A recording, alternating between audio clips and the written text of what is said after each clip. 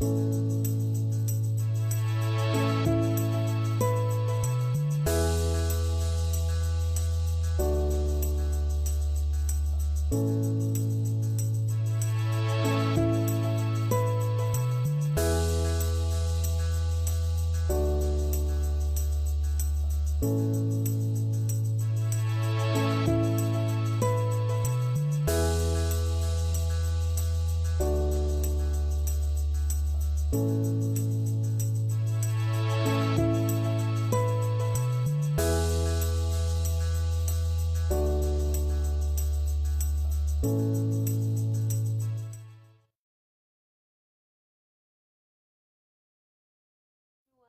you so much for joining us today and tuning in.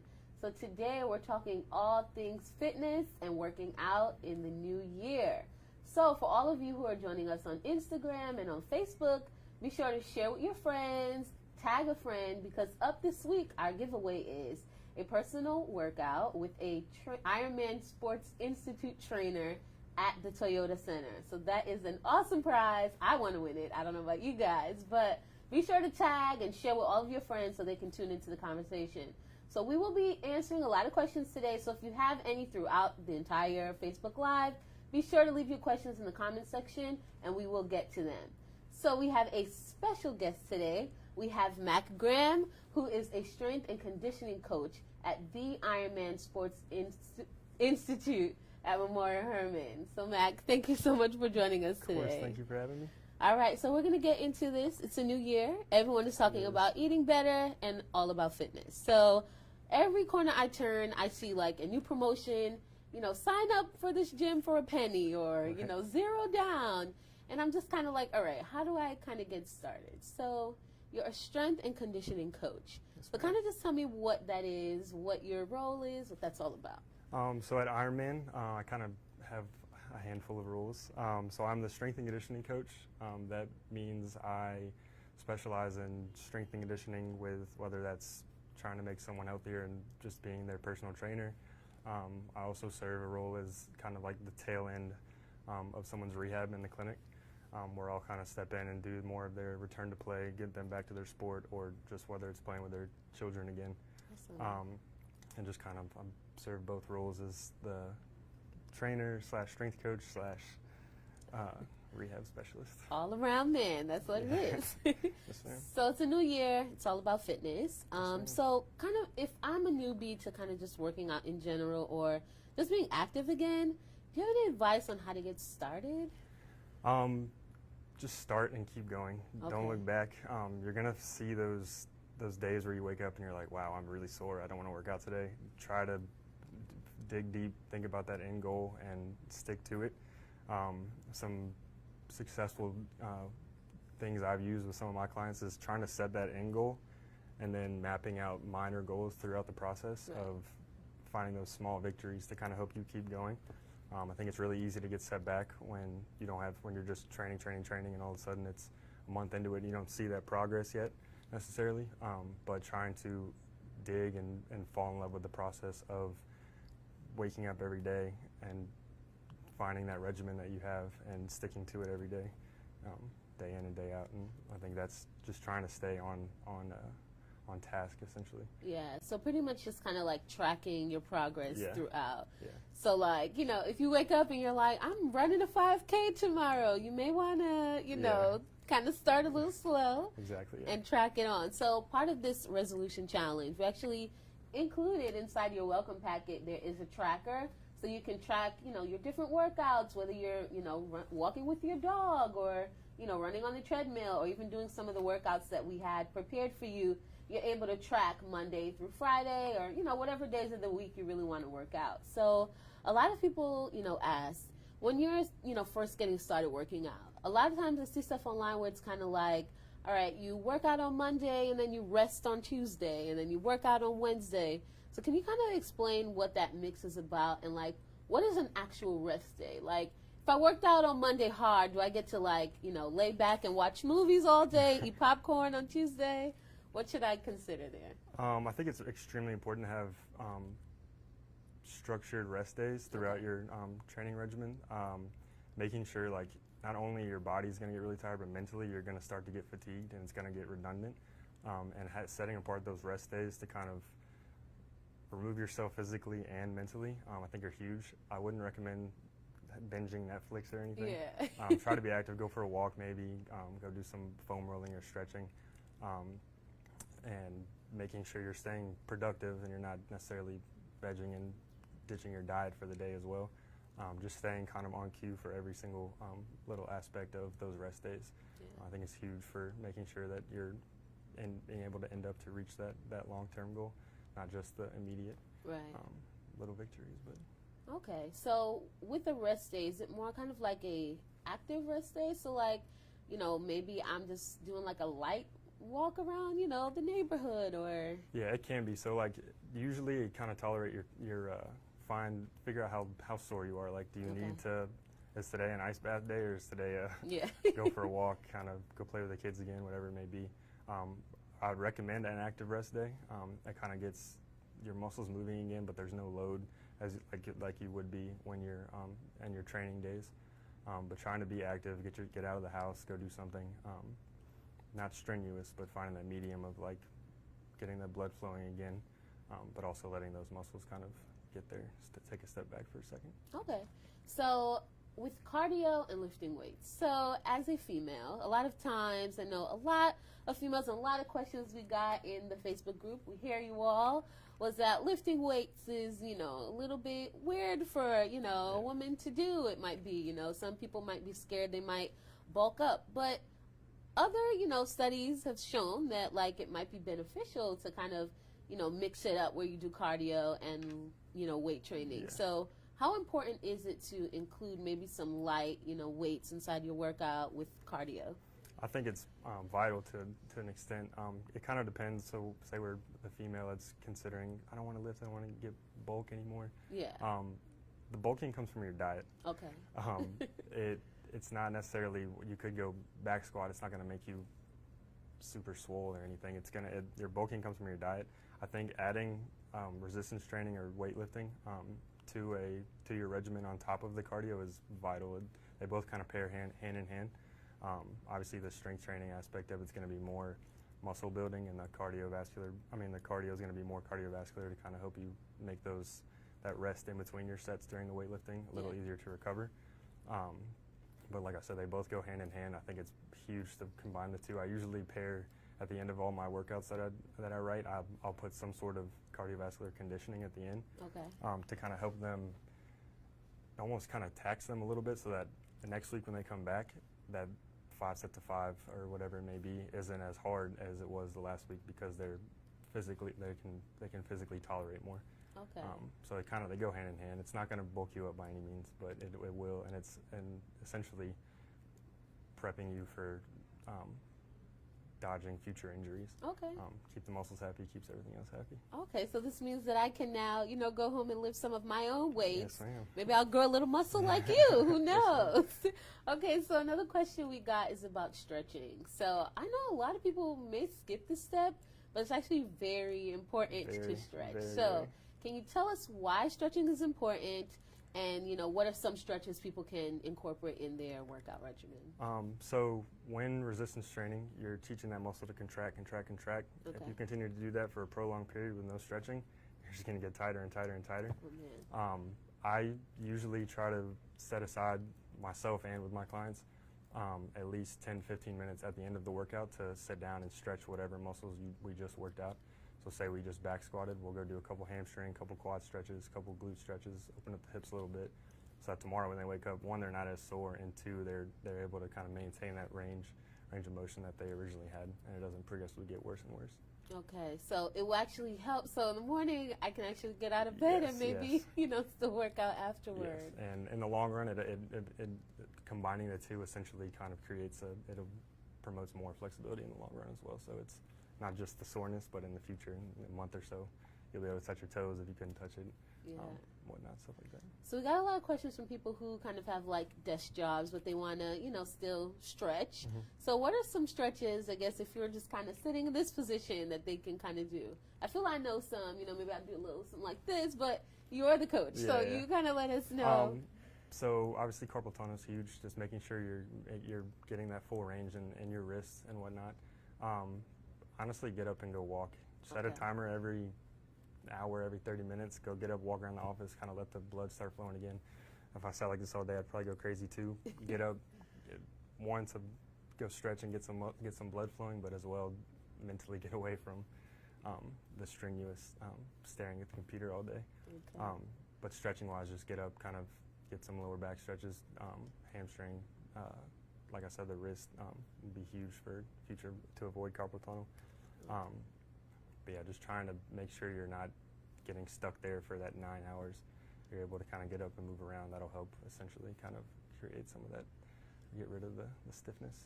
All right, guys, you hear that? You got to get up and get moving, get that blood flowing.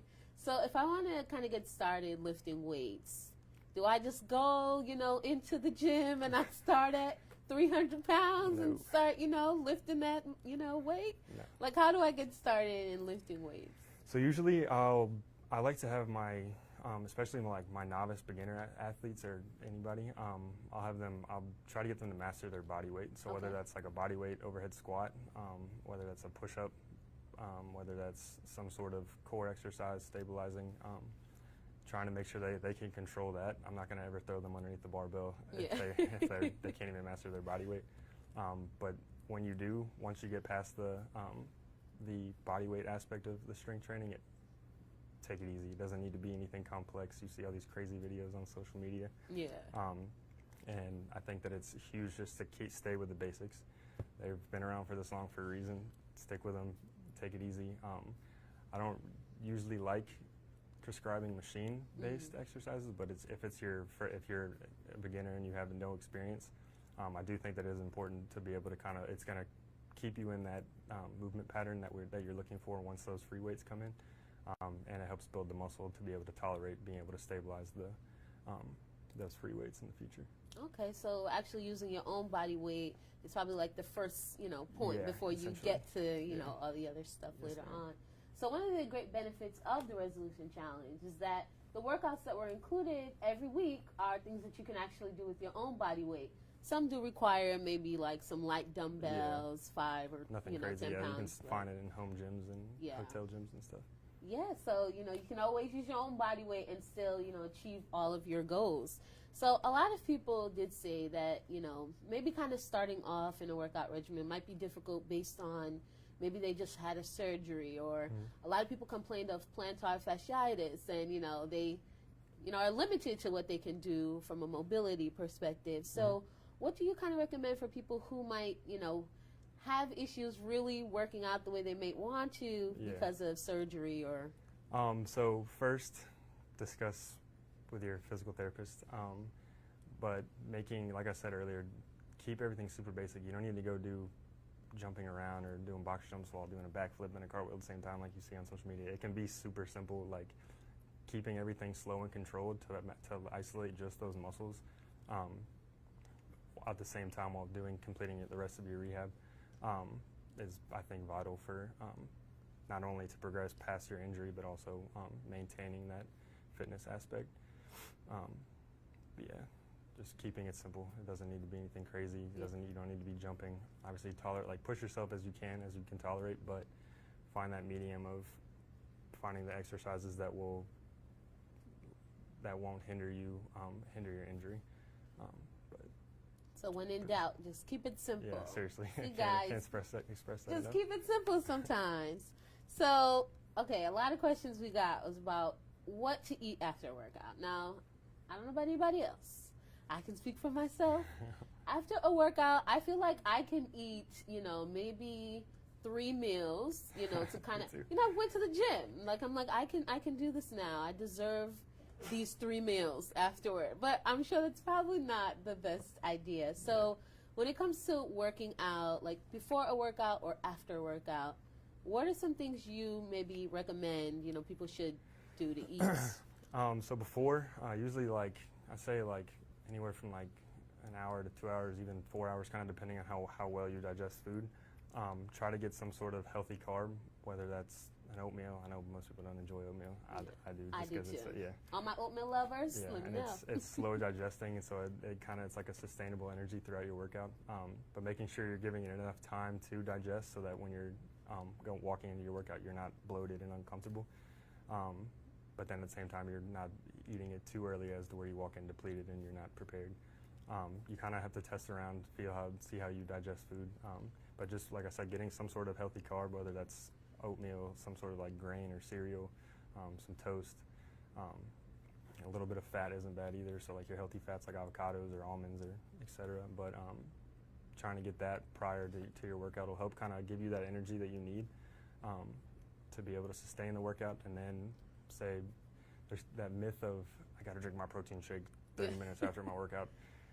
I do get some sort of protein in and some sort of carb in, but it doesn't need to be all at once right after you get out of the workout. It can be anywhere throughout the rest of the day, as long as you're continuing to eat every 2 hours or so. That balanced meal plan that we've prescribed, continue to eat that the rest of the day, and that'll kind of help. You'll start to adapt, and you won't mentally be as hungry when you get out of the workout. But trying to maintain that consistency every 2 hours of eating that prescribed meal is kind of what's going to help you kind of achieve the goal the fastest. Okay, well, you said a word that I love. You said the word myth. So it's kind of like a, quick one for you here, Mac. So myth or fact? If I'm a vegan, do I have to, maybe work out a specific way since I don't consume protein in the traditional way? Or is that just You do not? No, it's your diet does not affect the type of training you do. So whether you're vegan or normal, the workout won't change. You just need to make sure if you're vegan that you're maintaining all of your protein requirements. So it doesn't necessarily, obviously we're not eating meat, but it can be whether that's your tofu or your beans. Just making sure you're still meeting your requirements, and you don't need to affect any aspect of your training. Okay. So when it comes to working out, can you actually spot train? So if I'm like, I just want to, get rid of, my arms or, maybe a midsection, can you spot train? Myth or? Another myth, yes. So you can't specifically target one area of your body to burn fat. You'll burn fat in the same percentage as my underarm as I will my thighs. Mm-hmm. That comes from maintaining your workout regimen on top of maintaining your meal plan. That's 100%. Like they say it's 80% meal plan, 20% the actual workout. Obviously train like you're trying to achieve your goal, but then make sure you're staying on top of your meal plan the entire time. There is no secret to burning tricep fat or anything. Yeah. It's your meal plan and making sure you're consistently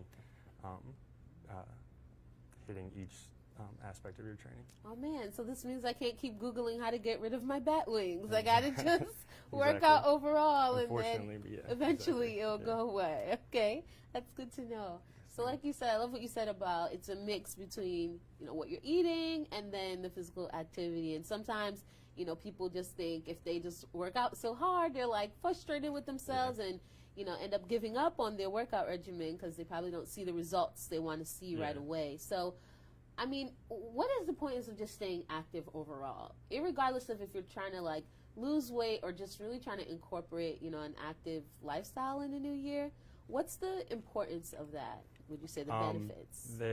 It's not just about trying to look better. It's trying to feel better as well. You want to be healthy. You want to live the longest life you can.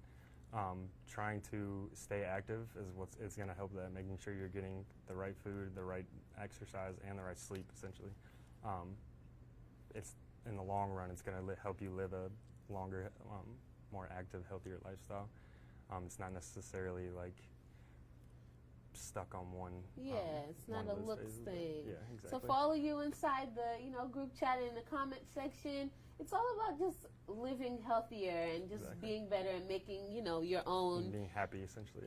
Being happy essentially. So whatever size, whatever it's all about just living better and living healthier. So I love what you said about that. So a lot of people complain about knees. As we get older.